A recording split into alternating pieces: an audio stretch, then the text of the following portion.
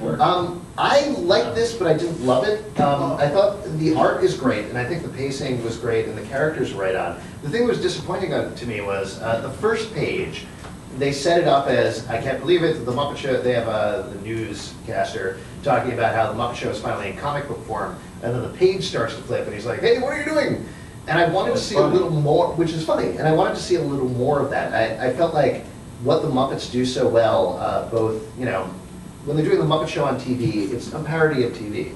When they've been doing stuff on YouTube recently, which is actually great, it's a parody of stuff on YouTube. It's just very nicely done and works in the medium we're supposed to work in. This was the television show, so, but in comic book form. I wanted to see a little more playing on comic books. Well, it's still the first issue.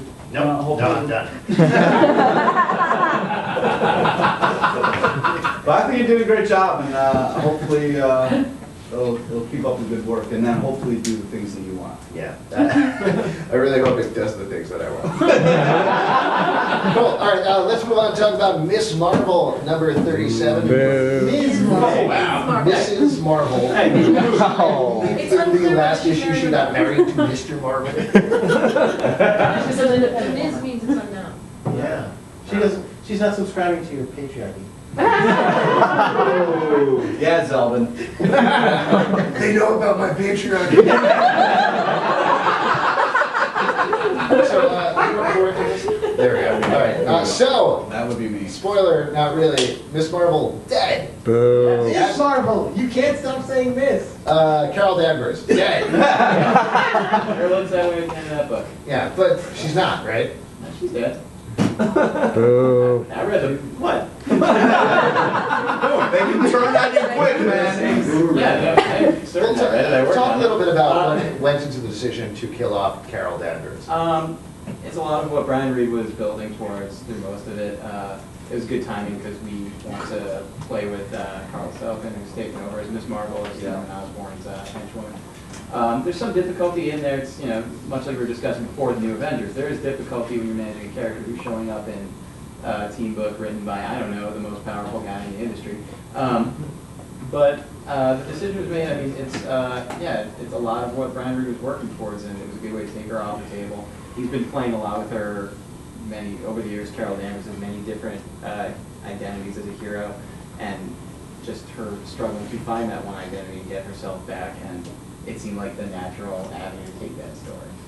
As soon as she gets it back, she's dead. Yeah, that's how it goes, man. Wow. Correct me if I'm wrong. Is this the longest running title with a female lead superhero for Marvel ever? Did I read that somewhere, or am I totally making that up? Or is this just the longest running Miss Marvel? I know it's now running longer than the initial series did. What issue is it at? It went to 25. It's at 37. We're saying 38 out now. No, because the John Byrne started She-Hulk one was a lot longer. Yeah. Well, what is the difficulty with maintaining a female superhero as a lead character? Why is this so difficult in the market? It's me, man. It's not necessarily that it's a female superhero. It's and you have solo books. With the team books, you obviously have an entire cast of characters in which to draw upon to have to cameo in other books and kind of help raise the profile of the book they're working on. With the solo books, you have this one character that you need to have be strong in and of themselves and on their own at all times, and so it can become it's a particular challenge, a fun one, to tell compelling stories that are going to keep people coming back and to kind of balance out, if you want to tie into every event that comes along, do you want to have regular cameos from other popular books? Is this going to encourage more people to connect with your books, or can it stand on the narratives alone? And so it's kind of it's a tightrope walk to kind of balance that, and it's not just the female books, it's kind of the solo books in general, at least from my experience having worked on both She-Hulk and Nova. And I think there is some truth to the fact that some men can't write women. A lot of them can. I think Brian can. A lot can. And unfortunately, we don't have enough opportunities, like business opportunities. We don't have enough women writers in the industry. There should be more. I don't want to say only women could write. Yeah, I'm not saying that, you know. Girls? She's the only one in the entire industry. You know, I'm not saying they'll necessarily definitely do a better job, but I think, you know, that Why is they'd probably be that better. still? Sorry? Why is that still? Look, we're assistants, we don't know. Okay. We've been down here for the last 2 years. Change it. Yes, this is a good transition to talk about our next book, which is Runaways, Runaways number 8 in particular. Hooray, that's me. Yay! And Runaways, we definitely talked about this issue, which is a lot of fun, written by Terry Moore, great stuff, but Kathryn Immonen is taking it over, starting with which issue? 11. 11. Okay, so that's a female creator, wrote Patsy Walker at Hellcat, one of my favorite things in the past year. Yeah. And so what went into transitioning from Terry Moore to Kathryn Immonen? You know, it all just kind of fell out timing-wise. Terry came on, and he had a couple stories that he wanted to tell, and the zombie story that we're telling now in Runaways is one that he knew he wanted to do from the start, even before he actually knew what he wanted to do with the first arc. And so he came in, had some ideas, and you know, he told those stories. When we knew he was wrapping up, we kind of had to scramble a little bit to figure out, okay, well, where do we go next? Actually, before we get to issue 11, issue number 10, I edited. And it's a supersized issue. Yeah, I know. Stole another month for myself.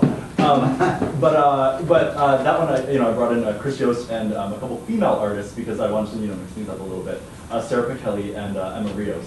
And actually, Sarah Pichelli did such a great job for keeping her around for this Kathryn Immonen arc. Nice.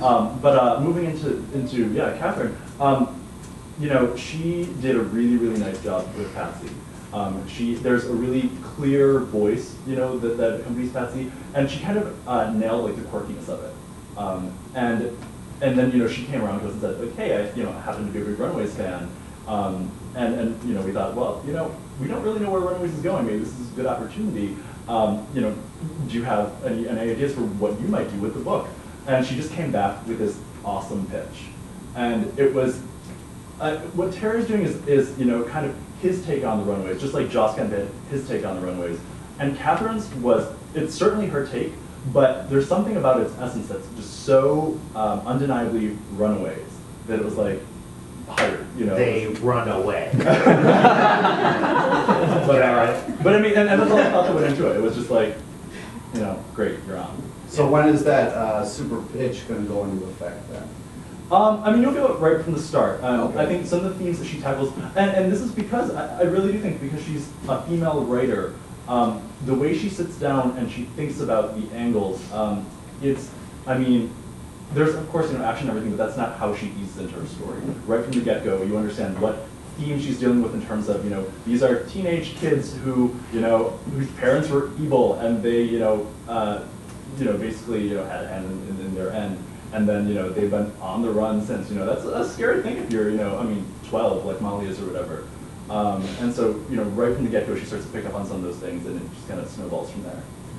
And a lot of people, I think, are very protective of Runaways because it is one of the first very distinct new hero books in a very long time from Marvel or any publisher. So what is the life expectancy? What is the long-term for Runaways? How is it at this point? We always talk about that. I mean, obviously, there's been the announcement of a Runaways film.